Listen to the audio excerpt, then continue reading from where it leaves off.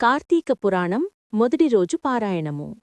కార్తీక మాహాత్మ్యం జనకుడు ప్రశ్నించుట. శుభారంభ శ్లోకం. శ్రీ గణేశాయ నమః. ఓం నమో నారాయణాయ. ఓం నమః శివాయ. మొదటి రోజు పారాయణము. మహర్షి అగస్త్యుని ఆశ్రమానికి రాజు జనకుడు నమస్కరిస్తూ వచ్చాడు. కార్తీకమాసం మాహాత్మ్యం గురించి తెలుసుకోవాలనే కోరికతో రాజు వినమ్రంగా ఇలా ప్రశ్నించాడు. భగవన్, దేవతలకెల్లా ప్రియమైన కార్తీకమాసం ఎందుకు పవిత్రమైనది? ఈ మాసంలో నిర్వహించే పూజలు, దీపార్చనలు, వ్రతాలు ఎందుకు అపారమైన ఫలితాలనిస్తాయో దయచేసి వివరించుము. అప్పుడు అగస్త్య మహర్షి ధ్యాన సమాధి నుంచి కన్నులు తెరిచి జనకునివైపు చూశారు. చిరునవ్వుతో ఇలా శుభాశీసులు పలికారు. రాజన్, నీ ప్రశ్న అత్యంత శ్రేయస్కరం. కార్తీకమాసం దేవతలకే కాదు, సర్వలోకాలకు పవిత్రమైనది. ఈ మాసంలో ఒక దీపం వెలిగిస్తే అది 1,00,000 పుణ్యక్రియలకు సమానమవుతుంది. అతనికి మహర్షి పురాతన కథను చెప్పసాగాడు. కార్తీకమాసపు ఆరంభ రహస్యం అగస్త్యుడు వివరించాడు. ఒకసారి దేవతలు, ఋషులు, గంధర్వులు మహావిష్ణువి సన్నిధికి చేరి ఇలా ప్రార్థించారు. ప్రభూ, మానవులు లోకధర్మాలలో చిక్కుకొని పాపాల బంధంలో కూరుకుపోతున్నారు.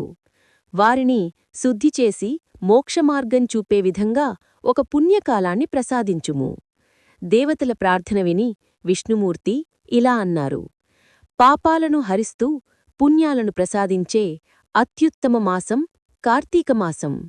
ఈ మాసంలో చెయ్యాల్సిన ముఖ్య దానాలు, పూజలు, పర్వాలు, దీపార్చన ఇవి అన్నీ స్వయంగా విష్ణుమూర్తి ఉపదేశించాడని అగస్త్యుడు జనకునికి తెలిపాడు. దీపదాన మహిమ. అగస్త్య మహర్షి ఇలా అన్నాడు.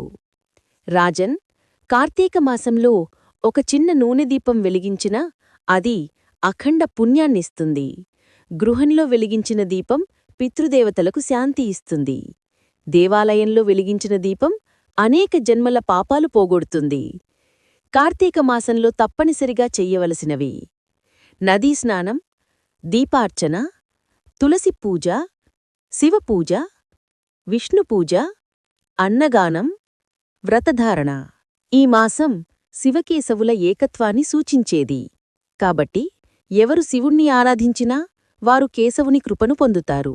అలాగే విష్ణుణ్ణి ఆరాధించినా శివుని అనుగ్రహం లభిస్తుంది. ఓం.